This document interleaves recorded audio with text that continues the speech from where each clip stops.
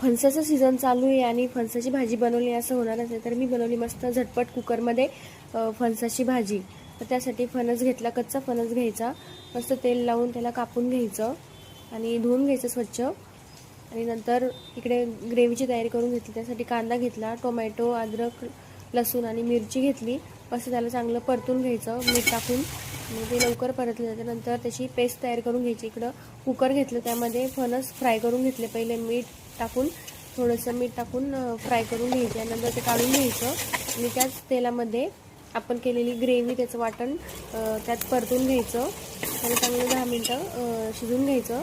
आणि नंतर तिखट, हळद आणि धने पावडर टाकून मस्त त्याला मसाल्यामध्ये परतून घ्यायचं.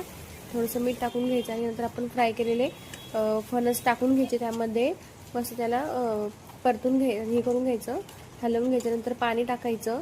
पाणी तुम्ही ग्रेव्ही जेवढी पाहिजे तेवढं टाका. आणि नंतर कसुरी मेथी टाकून त्याला 2 शिट्ट्या येऊपर्यंत चांगलं फणस शिजू द्या. अशा प्रकारे आपली फणसाची भाजी तयार आहे. आवडलं तर नक्की लाईक आणि सबस्क्राईब करा.